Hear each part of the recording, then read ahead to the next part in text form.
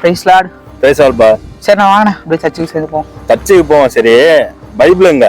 பைபிள்லாம் எடுத்துட்டு ஒரு மாதிரி இருக்குண்ணே, ரோட்ல எல்லாம் பாக்குறாங்க, அது வேற ஒரு வெயிட்டா இருக்கு. அதான் நீங்க அம்மாட்ட கொடுத்து எடுத்துட்டு வர சொல்லிடுறேண்ணே. எங்க அம்மா வரலனாலும் போன்ல ஆப் இருக்குண்ணே, அதை வச்சு யூஸ் பண்ணிக்கிறது. தம்பி பைபிள் வந்து ஆப்ல யூஸ் பண்றதெல்லாம் பிரச்சனை இல்லப்பா.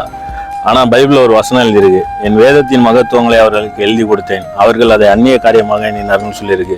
இந்த பைபிள் வந்து ரொம்ப ஈஸியா நம்ம கையில கிடைக்கல. இந்த பைபிள் நம்ம கையில கிடைக்கிறதுக்கு எத்தனையோ பரிசுத்தவான்கள் வந்து ரத்தம் செஞ்சிருக்கிறாங்க. இன்னைக்கு நம்ம என்ன பண்றோம்னா, சர்ச்சுக்கு வரும்போதும் சரி, வெளியில ஏதாவது ஒரு ப்ரேயருக்கு நம்ம போகும்போதும் சரி, பைபிள் எடுத்துட்டு போறதுக்கு நம்ம வெக்கப்படுறோம். அதை பைபிளை தூக்கிட்டு போறதை காட்டிலும் செல்போன்ல இருக்கிற பைபிளை நம்ம வந்து அதிகமா யூஸ் பண்றோம். என்னண்ணே பைபிள்லயும் அதே தான் இருக்கு, போன்லயும் அதே தான் இருக்கு, ரெண்டுத்துல எதை எடுத்துட்டு போனா என்ன? எதுக்கு நான் சொல்ல வரேன் அப்படின்னா, நம்ம பைபிள் வந்து கைப்பட எழுதி கொடுத்தாங்க. அதாவது பரிசுத்த ஆவியினால பரிசுத்தவான்களுக்கு ஏவப்பட்டு அவர்கள் பேசினார்கள். அதை வந்து என்ன பண்ணியிருக்காங்கன்னா, பைபிளா வசனமா நமக்கு அந்தந்த மொழிகளுக்கு ஏற்ப எழுதியிருக்கிறாங்க. தமிழ்ல இருக்கு, இங்கிலீஷ்ல இருக்கு, மலையாளத்துல இருக்கு, இப்படி நிறைய மொழிகள்ல இருக்கு. தம்பி இந்த போன் வந்து ஒரு மனுஷன் கண்டுபிடிச்சது தான். இதுல உள்ள ஒவ்வொரு அப்ளிகேஷனும் நம்மள போல ஒரு மனுஷன் வந்து டெவலப் பண்றது தான். ஆனா இந்த வேதாகம் அப்படி கிடையாது. இதுல உள்ளதை பார்த்து தான் இதுல டெவலப் பண்றாங்க. ஆனா இதுல ஏதாவது ஒரு வார்த்தையோ ஒரு எழுத்தோ மாறி இருந்துச்சு அப்படின்னா இதனுடைய அர்த்தமே மொத்தமா மாறிடும். இப்ப எதுக்கு நான் உனக்கு சொல்றேன்னா, நீ இந்த பைபிளை படிக்கும்போது உன்னுடைய கான்சென்ட்ரேஷன் ஃபுல்லா பைபிள்ல தான் இருக்கும். இப்போ அதே நீ ஃபோனில் படிக்கிற அப்படின்னா, நம்மளோட ஃபோனில் எனி டைம் நெட்டை ஆனில் இருக்கும்.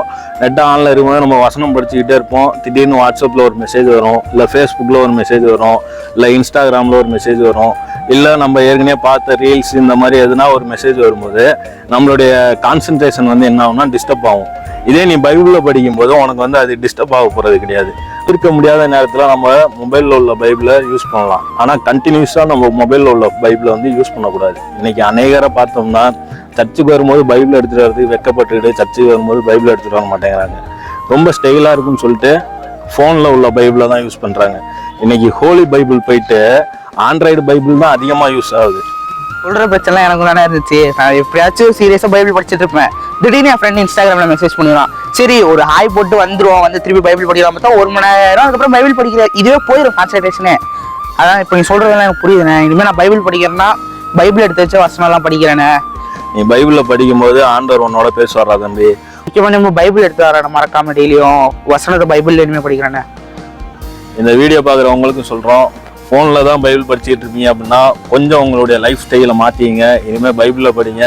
ஆண்டவர் அதுலேருந்து உங்களோட பேசுவார். உங்கள் வாழ்க்கை கண்டிப்பாக மாறும். ஆமென்.